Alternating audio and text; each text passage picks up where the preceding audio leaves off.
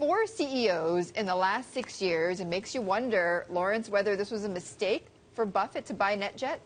Well, a lot of people say it's a mistake that he bought NetJets. I'm not so sure. I think it's just disagreements about the right business model. I think the business model has succeeded in the past, and it probably will in the future, but they've just got to figure out whether they want to be a commodity-type business with focusing on low cost, or a kind of luxury business and offering the full panoply of services. So you think this is what's going on here, the low cost to luxury debate here? That's my understanding of it. Okay. Richard Santulli founded this company, built it as a luxury brand, right? The pilots are well paid, the equipment is well maintained, they go into service And he looked checks. very well. I mean, he looked like a slick, he was a slick guy. Great spokesperson and salesman for his own company. Yeah, that's right. And he built it that way, and it was very prosperous. It got into trouble in the '08 crisis when all asset classes got into trouble. Particularly in Europe. They were losing a lot of money. That's right. And so David Sokol got Warren Buffett's ear and said, you really ought to watch the costs of that company. And so they made a switch in CEO and also the business model. And I think what you're seeing, the pilots have been very outspoken in the last several years about cost cutting and skipping maintenance contracts and so on. They make a joke about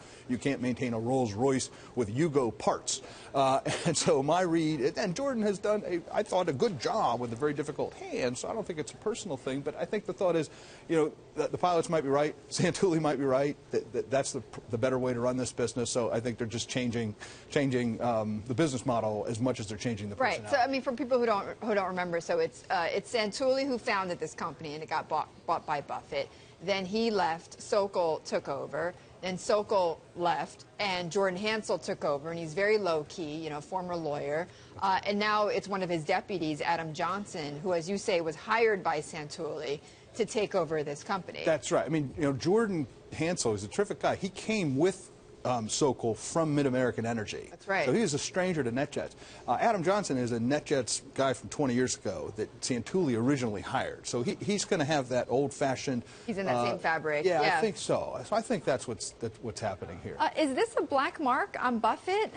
No, but it does reveal, I think, one of the difficulties of a decentralized model with an enormous managerial autonomy. So Rick ran it one way. David Sokol persuaded Warren that it ought to be run a different way, so it's been run that way. And now we're switching back. So that's, I think, a small cost. I think it's a small price to pay. But I think, Lawrence, though, it's always stuck out. Hasn't NetJets always stuck out among the companies that Buffett invests in? I mean, it's glamorous, it's for the rich, it's high-end. I mean, this is nothing like See's Candies or Dairy Queen. Come on. That's right, but some of their insurance products are actually very high-end, right? They're for Ford, Celanese, and so on. Right, it's not as sexy and glamorous. Right. So to take that point one step further, this is Warren's kind of company. I mean, he flies on NetJets. Right. The reason Rick Santulli offered it to Warren was because he was a very satisfied customer.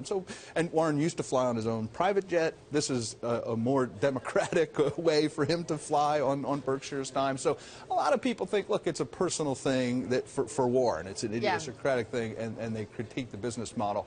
I'm not so sure. I understand the critique, but I think the economics are here. I mean, Santulli ran a very profitable business. It's capital intensive, it's labor intensive. It's not an easy business model. You have demanding customers and so on. Right, and you have the unions to deal with. Unions to deal with, and they can be sticky, and it's still competitive. It draws competitors. And there's no obvious natural advantage. So it's a difficult business, but it's not a loser by any means. All right.